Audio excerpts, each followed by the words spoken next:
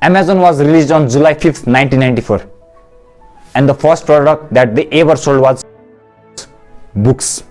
So when Amazon released Kindle, its first e-reader, on November 19, 2007, for just $399, the world realized that they had learned something from the downfall of Kodak. Either you cannibalize yourself or someone else will cannibalize you. But is this the origin point of ebook? Or are we unaware of surprisingly interesting stories about the billionaire Jeff Bezos and the trillion-dollar company, the Amazon? In this episode, we are going to talk about the world's oldest digital library, ebooks connection with the founder of Tesla, and how a feud with Steve Jobs forced Bezos to work on ebooks, a project that he had left years ago, in this episode of The Billionaires.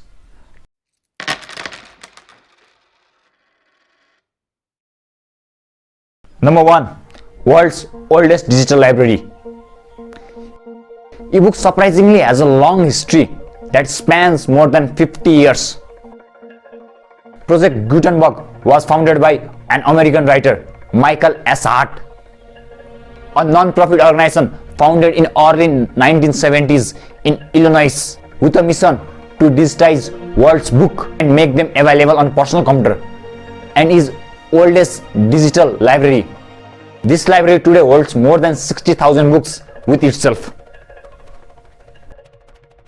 Number 2. Ebooks connection with founder of Tesla. The next big attempt to revolutionize ebook was done by none other than the founder of Tesla. No, I'm not talking about Musk. And no, he's not the founder of Tesla. They were Martin Everand and Mark Tarpenning.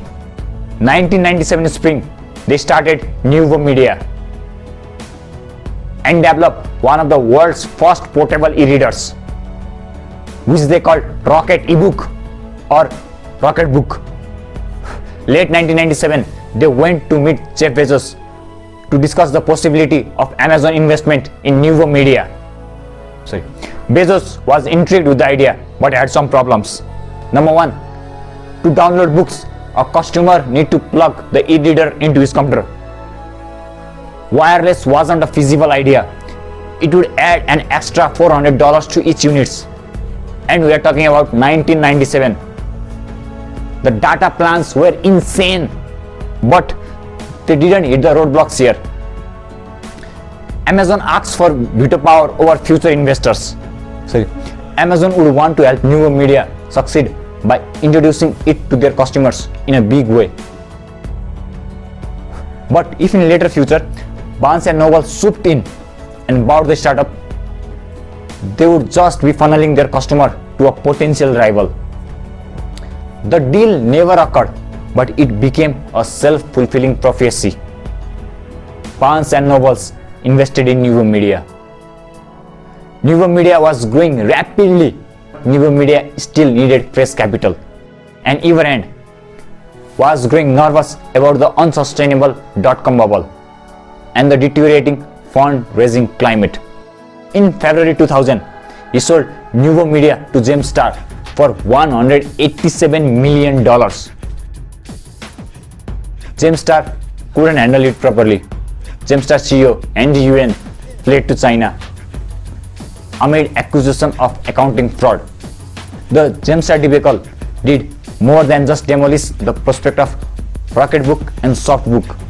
It seemingly ends all interest in the very idea of digital reading.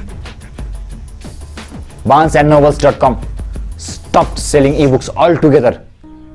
After that, Rocketbook disappeared. Ebooks seems like a technological dead end and a hopeless medium to almost everyone.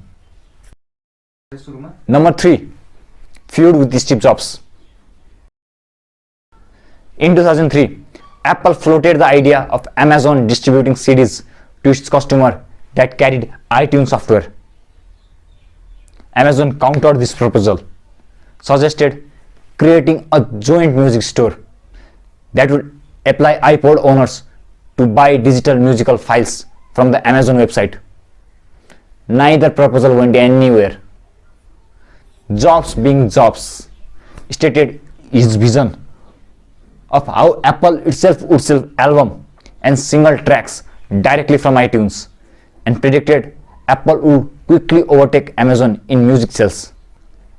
In 2003, Apple introduced iTunes Music Store, and in just a few years, Apple became top music retailer in the United States.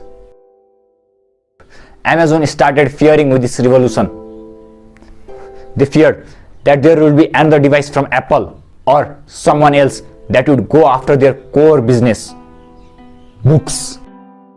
Bezos ultimately concluded that if Amazon was to continue to thrive as a bookseller in a new digital age, it must own the ebook business in the same way that Apple controls the music business. It is far better to cannibalize yourself than have someone else do it. They didn't want to be next Kodak.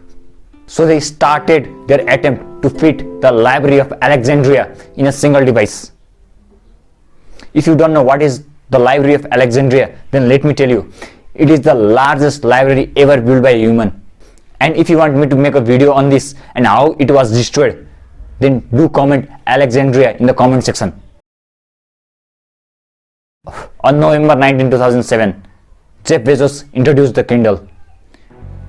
Bezos stated that the Amazon's new device was the successor to the 550-year-old invention of blacksmith Johannes Gutenberg, the movable type printing press. And it was how Kindle came into life. That's all for today. Hope you like the video. If you watched till now, then don't forget to subscribe and click the bell icon.